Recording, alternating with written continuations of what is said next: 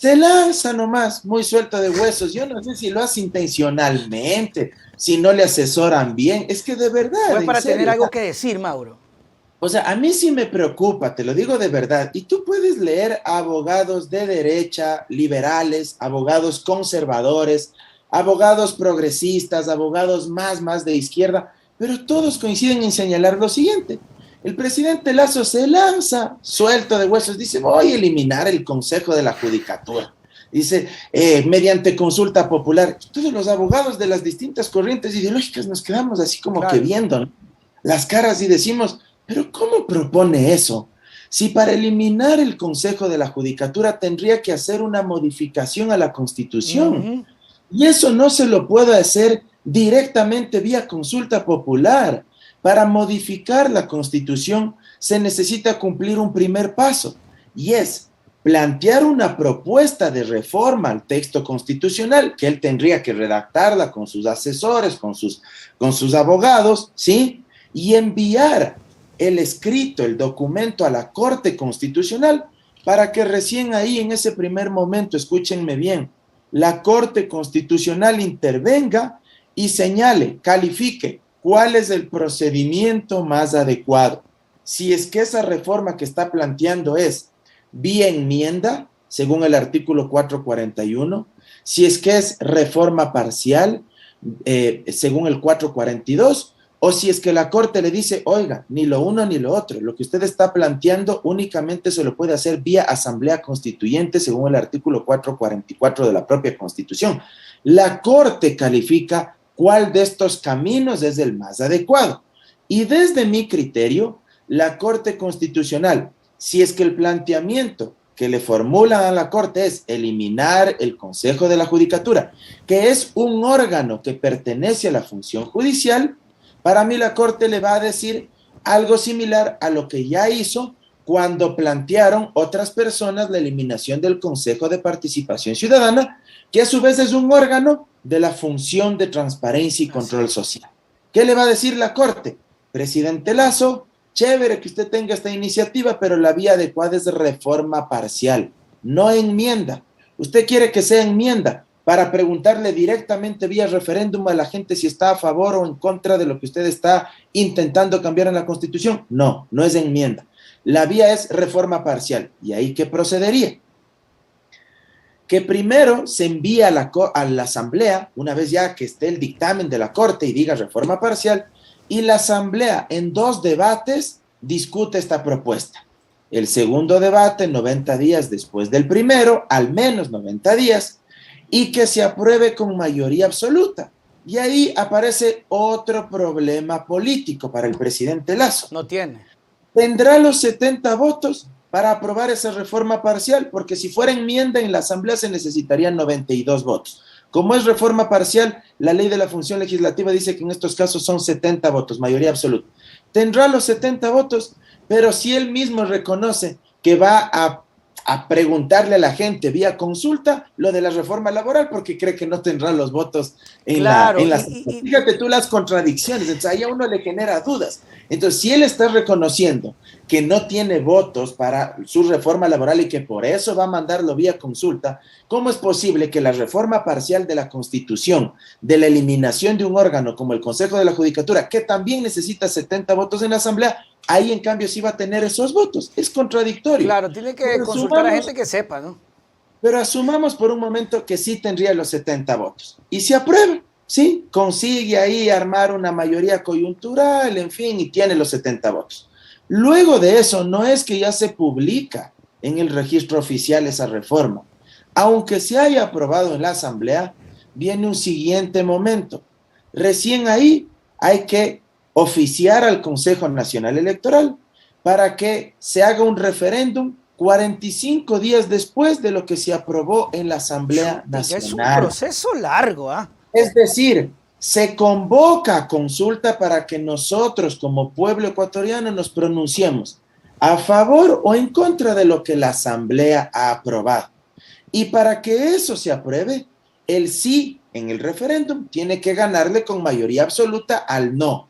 Los nulos y los blancos salen por fuera. Solo se hace, digamos, el comparativo entre el sí versus el no. los nulos y blancos no se suman al no, no le ayudan al no para explicarme de mejor manera.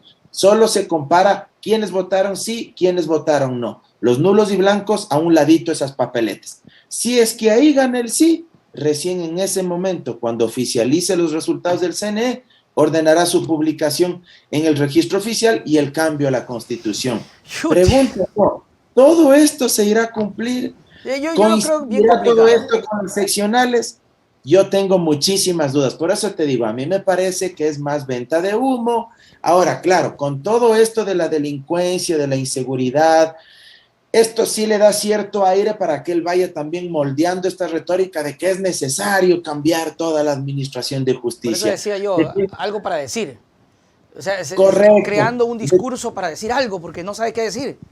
Es que justo le coinciden además estos hechos, ¿no? Entre comillas, pongo entre comillas porque no estoy validando lo que ha pasado estos días en el país, pero entre comillas, tiene buena suerte en estos momentos. Justo un policía en el ejercicio de su deber es asesinado, se siguen dando crímenes, un turista extranjero muere en Guayaquil, se da esta sentencia bastante polémica del policía Olmedo en la ciudad de Riobamba, de la cual no quisiera, no quisiera pronunciarme porque yo creo que no se preocupen, esperemos un ratito que ya mismo se reinstala. Que pruebas de descargo existieron, sí. Sin embargo, ya todos se hicieron jueces, fiscales, abogados penalistas. Yo sobre ese tema sí, muy prudente porque creo que es un tema extremadamente delicado y mientras no exista la sentencia por escrito, creo que uno no puede hacer juicios de valor. Pero este hecho también abona, digamos, a este clima, ¿no? De inseguridad, de miedo, atado por la delincuencia. Entonces, justo con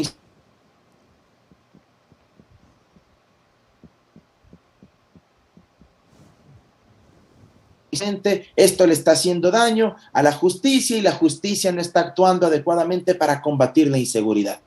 Populismo penal puro y duro, como si con eso se fuera a solucionar el tema.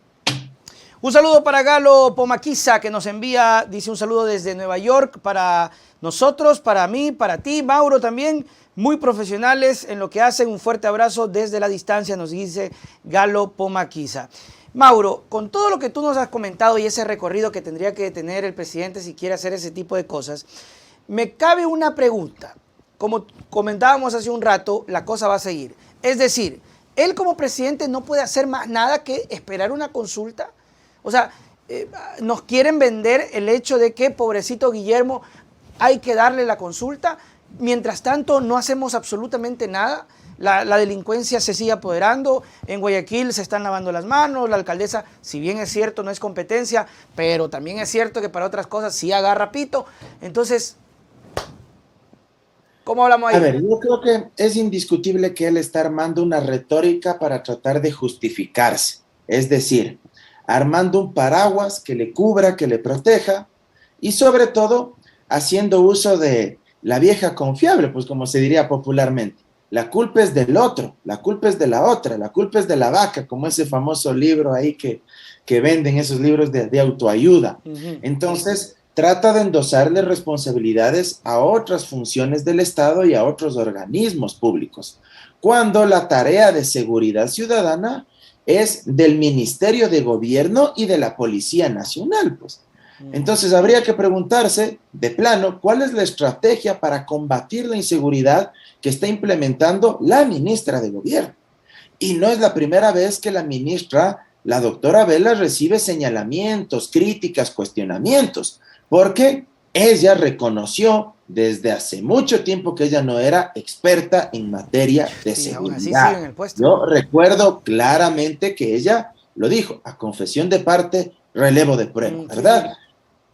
Creo además que si es que el presidente Lasso quiere en verdad combatir la inseguridad, tiene que darse cuenta que debe fortalecer la institución llamada Policía Nacional. Pues, o sea, yo el otro día veía en redes sociales que en una provincia, en un territorio X de nuestro país, no recuerdo exactamente, pido mil disculpas, pero habían gestionado algunos implementos para un patrullero de la Policía Nacional. O sea, estamos viviendo de la filantropía, de la buena voluntad, del patronazgo.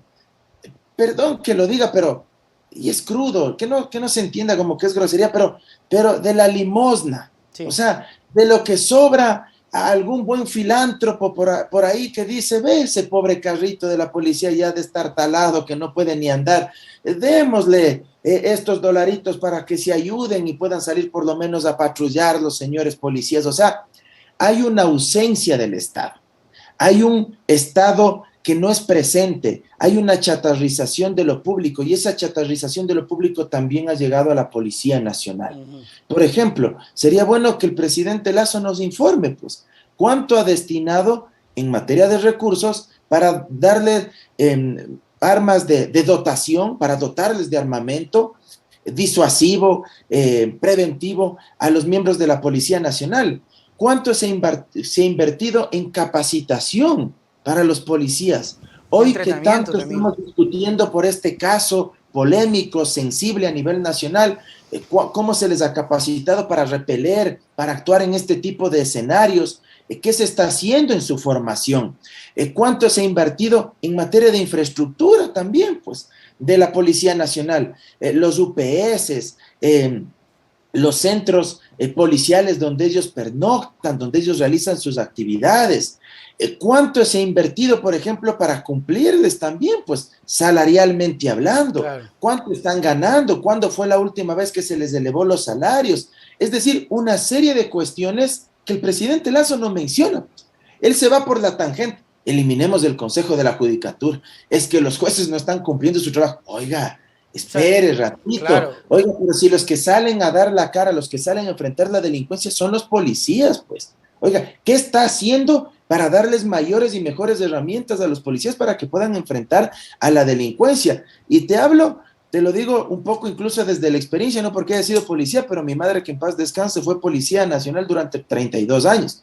Y llegó a ser suboficial primero de la policía de tropa. Y le tengo aprecio, le tengo mucho cariño, mucha gratitud a la institución policial. Y me parece que el presidente no está dando respuestas en ese sentido. Pero vamos ahora al otro lado. Él se queja de la administración de justicia. ¿Por qué no menciona algunas cuestiones que él bien podría hacer para fortalecer la administración de justicia? Sin esperar una consulta, ni desaparecerlos, ni cambiarlos.